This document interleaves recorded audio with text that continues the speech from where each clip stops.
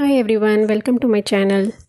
இன்றைக்கி நம்ம ஆரஞ்சோட தோல் வச்சு ஒரு சூப்பரான பச்சடி பண்ண போகிறோம். எப்படி பண்ணலான்னு பார்க்கலாம் வாங்க. அதுக்கு ஆரஞ்சு தோல், கொஞ்சம் புளியோட பேஸ்ட்டு இல்லைனா புளி கரைச்சல், கடுகு, கொஞ்சம் மஞ்சள் தூள், உங்கள் காரத்துக்கு ஏற்ற மாதிரி மிளகாய் தூள், அப்புறம் எல்லா ஃப்ளேவர்ஸும் பேலன்ஸ் பண்ணுறதுக்கு ஒரே ஒரு டேபிள் ஸ்பூன் வெல்லம், ஃப்ரெஷ் இல்லைனா ட்ரை கருவேப்பிலை. தோலை நல்லா கழுவிட்டு இந்த உள்ள இந்த நார் பகுதியெலாம் இருக்கும் இல்லையா, இதெல்லாம் எடுத்துடணும்.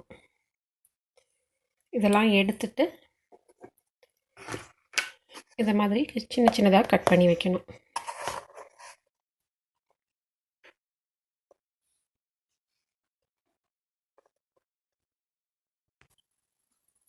தண்ணி கொதிக்க வச்சுருக்கு. இப்படி நல்லா கொதித்ததுக்கப்புறம் இந்த ஆரஞ்சு தோலை வந்து உள்ள போட்டுருவோம்.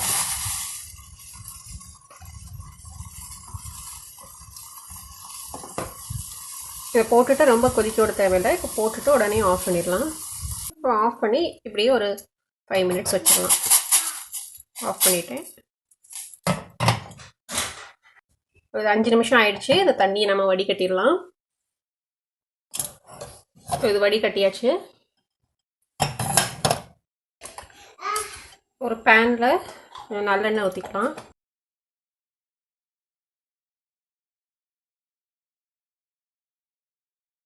இந்த பச்சடி வந்து ரொம்ப நாள் ஸ்டோர் பண்ணிக்கலாம். ஸோ கொஞ்சம் நிறையவே எண்ணெய் விட்டுக்கலாம்.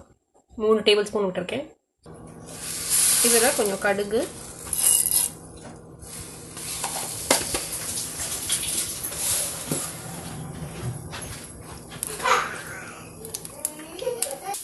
கடுகு பொரிஞ்சிச்சு. இதில் வந்து இந்த ஆரஞ்சு பீல் போட்டுடலாம்.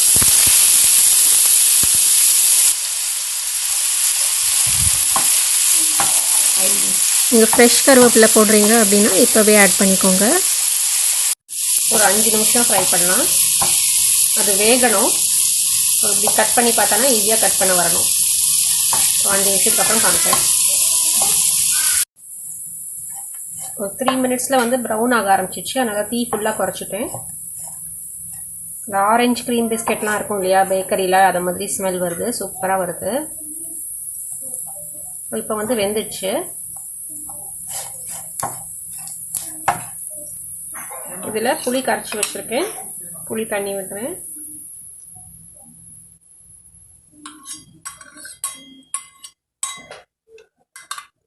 புளி தண்ணி அதிகமாகிடுச்சுன்னா பரவாயில்ல, அது வந்து வற்ற விட்டுக்கலாம். இதில் மஞ்சள் தூள்,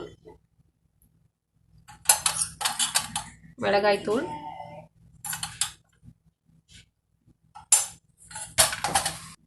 அப்புறம் உப்பு. ஃப்ளேம் திருப்பியும் ஏற்றிக்கலாம்.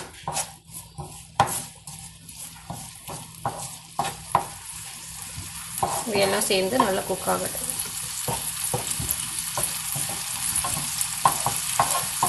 இன்னும் கொஞ்சம் தண்ணி விடுறேன். இது நல்லா வற்றி சுருண்டு வரணும்.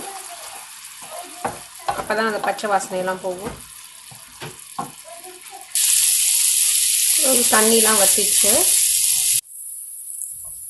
ஸோ இதை தண்ணிலாம் வற்றிச்சு. இதில் ஃப்ளேவர்ஸ்லாம் பேலன்ஸ் பண்ணுறதுக்கு கொஞ்சம் வெல்லம், 1 டேபிள் ஸ்பூன் வெல்லம்.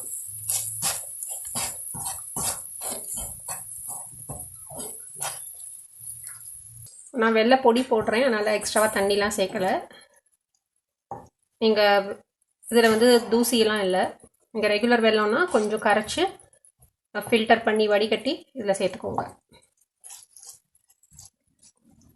வெல்லம் போட்டுட்டு தீ வந்து ஃபுல்லாக கம்மியாகவே இருக்கட்டும்.